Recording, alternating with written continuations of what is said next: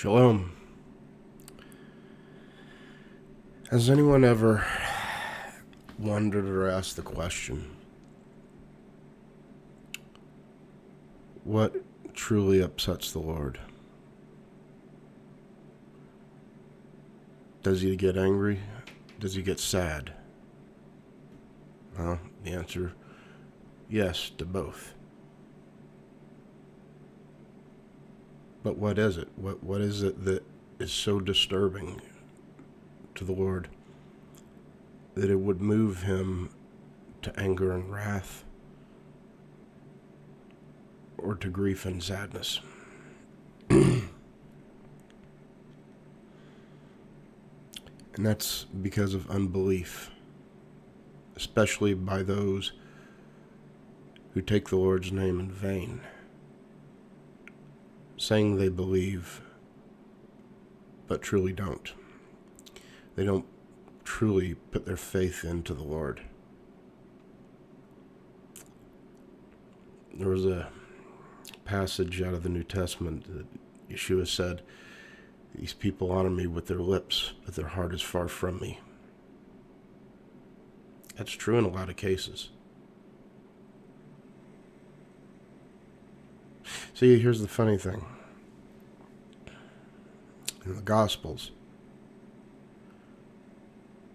you never once read, not one sentence, word, syllable, anything about our King of Kings and Lord of Lords laughing. He was either in sadness or outright going into diatribes against the Sadducees and the Pharisees. Yeah, there were times that when he was speaking to the people, preaching the gospel, that he was gentle. And I'm sure when he was on this earth that, yes, he did laugh and he smiled. It was a kind of laughter and smiling that you don't see from anyone. Why? Because of the purity of it. It was probably the type of laughter and smiling that could probably break anyone. So I'm going to cover a couple of sections out of the Bible that cover the topic of unbelief. I'm going to go into Hebrews chapter 3. I'm going to go through verses 7 through 19. Therefore, just as the Holy Spirit says, today, if you hear his voice, do not harden your hearts as when they provoked me, as in the days of trial in the wilderness, where your fathers tried me by testing me, and saw my works for 40 years. Therefore I was angry with this generation, and said, they always go astray in their heart, and they did not know my ways. As I swore in my wrath, they shall not enter my rest. He's referring here to where the Israelites, because of their unbelief, they're grumbling, they're complaining, from the age of 20 on upward, would not enter the promised land. They would be left to die in the wilderness. That generation was killed off. And so a new generation that was not tainted by the old, that was not corrupted by the old, that did not bring Egypt along with them, just like Lot's wife was bringing Sodom and Gomorrah with her. She was left as a pillar of salt because she looked back. She couldn't leave it behind. Just like the Israelites, they couldn't leave Egypt behind. She was turned to a pillar of salt. They were left to die in the wilderness, wandering for 40 years. Continuing on in verse 12. Take care, brethren, that there not be any one of you an evil, unbelieving heart that falls from the living God, but encourage one another day after day, as long as it is still called today, so that none of you will be hardened by the deceitfulness of sin. For we have for we have become partakers of Christ, if we hold fast the beginning of our assurance firm until the end, while it is said, today if you hear his voice, do not harden your hearts as when they provoked me. For who provoked him when they heard? Indeed, did not all those who came out of Egypt led by Moses? And when whom was he angry for 40 years? Was it not those who sinned, whose bodies fell in the wilderness? And to whom he swore that they would not enter his rest, but to those who were disobedient. So we see that they were not able to enter because of unbelief. Didn't Yeshua say in his sermon, "Come to me, all of you who are weary and heavy laden, and I shall give you rest"? See, if we don't believe, we will not enter Yeshua's rest. Those who speak but don't believe. In one of the few instances in the Gospels, and for those who understand this, Yeshua, Jesus Christ, was the Father, Yahweh, the great I Am, in human form. Why? Because it's what was written in the prophecies. Secondly, it's the only way he could do what he did, because as he told Moses, that no man can see my face and live. When Yahweh told Moses that he would be able to see him, he said that he would have to cover his eyes until he had passed so he could see his back. Because we are corrupted flesh, and the Lord is pure.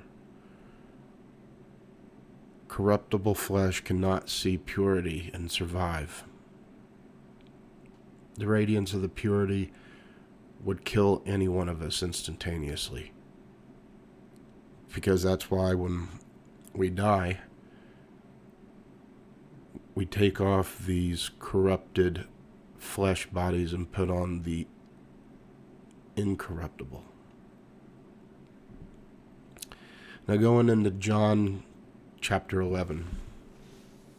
This is where Yeshua goes to the burial site, the tomb of Lazarus.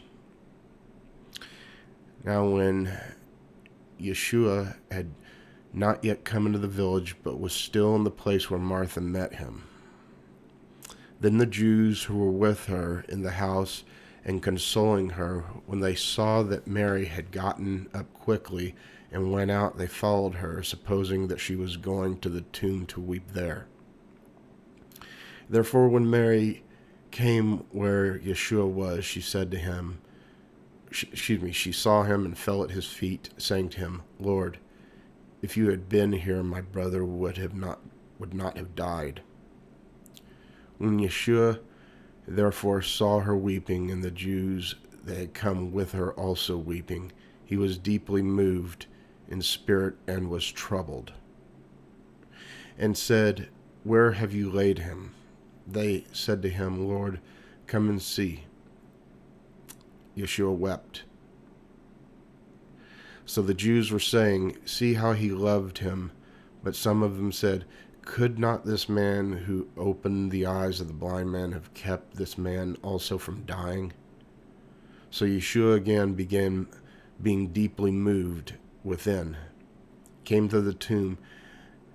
Now it was a cave, and the stone was laying against it. Yeshua said, "Remove the stone." Martha, the sister of the deceased, said to him, "Lord, by this time there will be a stench, for he has been dead 4 days."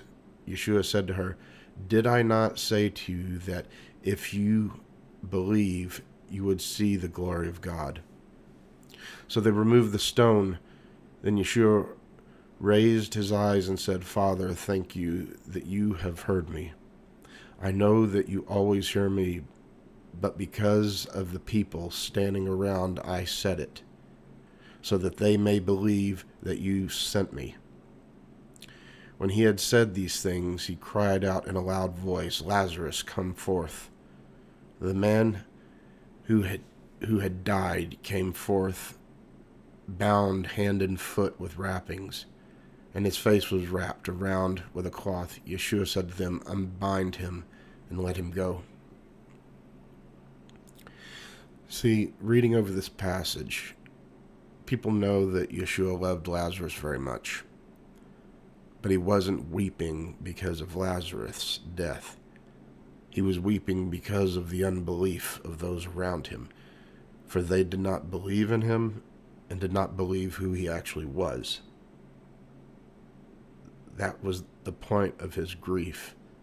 That's why he was troubled in spirit and wept openly.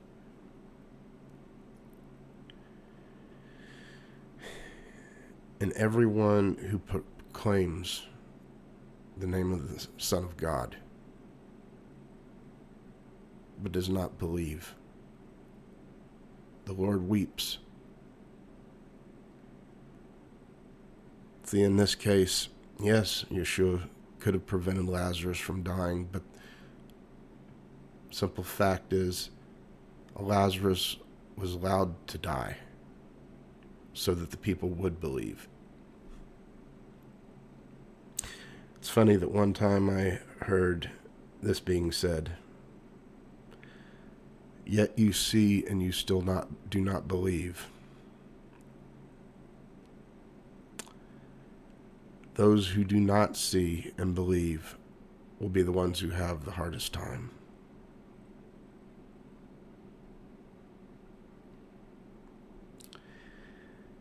See, with our unbelief, for those who don't, and we've all done it, and when we have difficulties in our lives, things that trouble us, even Yeshua said, do not worry. But yet, we still worry. We don't have the faith that all you need to do is put the trust in the Lord, and it will take care of itself.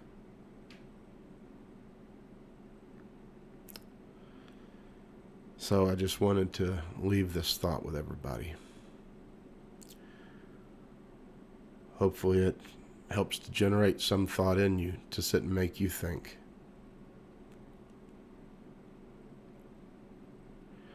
Think about this for a minute.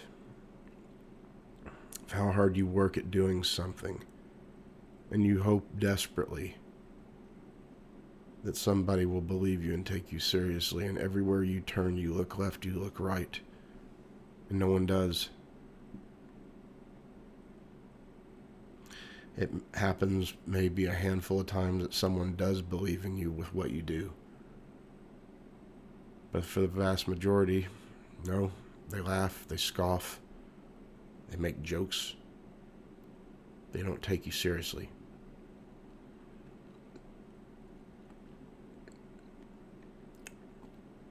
So you may think about that on your own personal life with what you do from your day-to-day goings. And yes, it's quite possibly upsetting to you. But imagine how much more upsetting it is to the Lord when people don't believe. When it's not about simply believing in Him, but about Him not wanting to see anyone lost. And when He knows that somebody is definitely lost, does the Lord weep? Yes, He does. And it's because of us, because of all of our unbelief. that makes him weep. Shabbat Shalom, or excuse me, Shalom.